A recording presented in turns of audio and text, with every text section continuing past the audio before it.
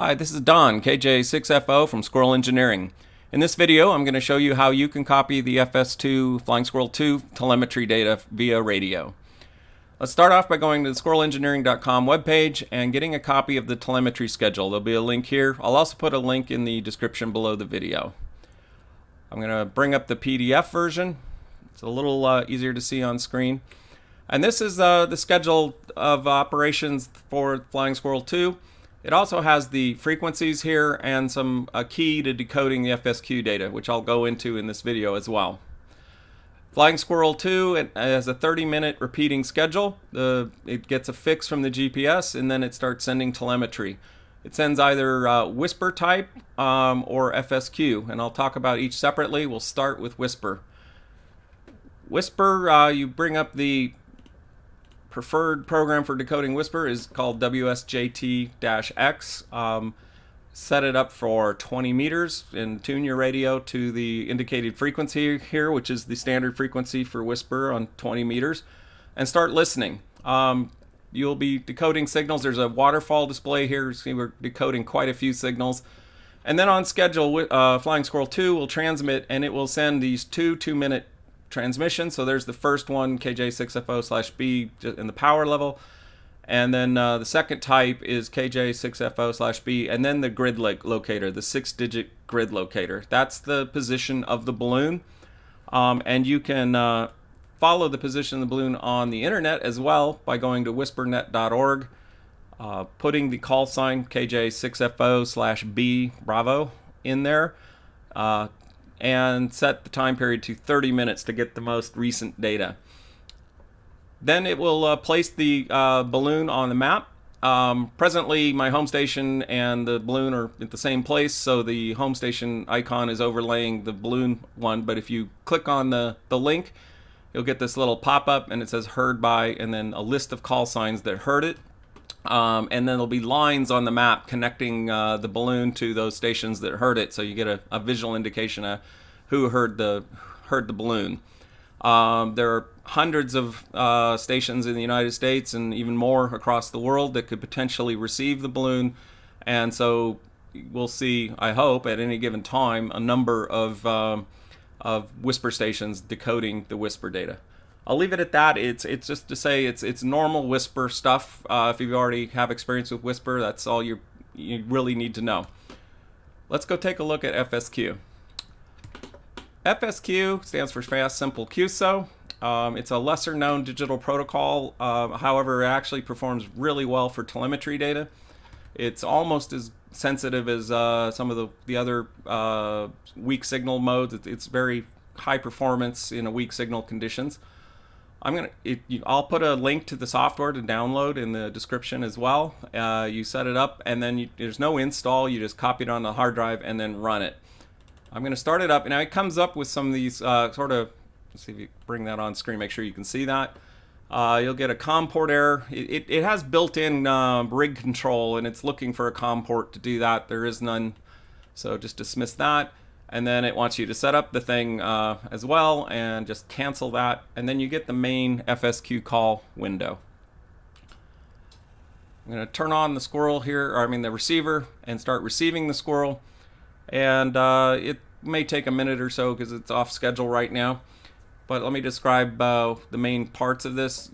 There's a waterfall display window here that is where you see the signals decoding, and then the actual decodes will occur over here. To set up this software, by the way, you go to sound card, select sound card, and choose the appropriate cards.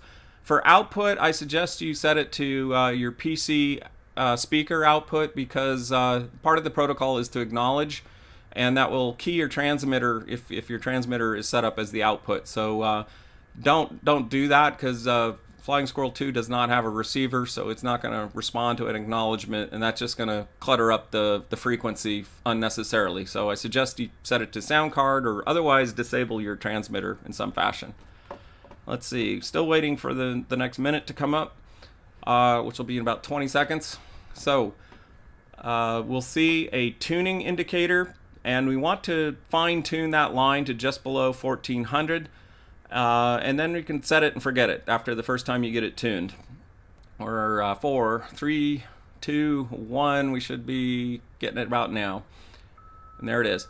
So I'm going to do a little fine tuning to bring that line a little closer. There we go, to 1400, and then leave it alone. Flying Squirrel 2 should stay on frequency once you've got your receiver tuned to the proper thing, unless your receiver drifts, and then you may have to do some fine tuning. You see the tones in the waterfall display, sort of looks like a piano roll on a player piano. And then here's the data decoding. And then following that, we'll get the acknowledgement if everything decoded properly.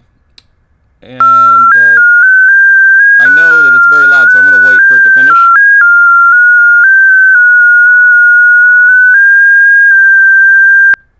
That was the acknowledgement, and if your transmitter was configured as the output, that would have gone out over the air. So again, suggest to route that for at least temporarily during the flight to your sound system, or otherwise defeat your transmitter. Okay, we're going to turn that off so we don't get interrupted. And let me take you through a decode of this data and what it means. I have a document here. This is actually also on the, or similar on the flight schedule, so for a handy reference. So the whole message looks something like this first thing here, KJ6FOB, and then a bunch of data. And let's go through that data. Breaking it all out, there's the KJ6FO/B call sign. There's a call sign checksum that follows that. And then all call, which tells the FSQ protocol receivers that all people, sending to all people. So that means everybody listen. There's a command that the FSQ has a sort of a command ability to do certain things. One of the things is to say, record this message in a file.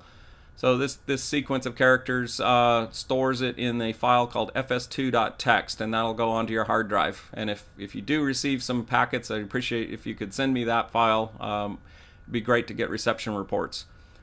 It's followed by HAB, just to indicate it's a high altitude balloon in case somebody stumbles upon the signal and wonders something, that gives them a clue. Then the actual telemetry data starts. The 462 in this example is, let me see if I can get those both on screen. There we go. The 462 is the GPS fix number. It's the number of times that Flying Squirrel got a fix from its GPS. It's doing that on the on the green sections of time on the schedule, and that's just a ever increasing number. So it gives us a sense of did the GPS get a good fix or not.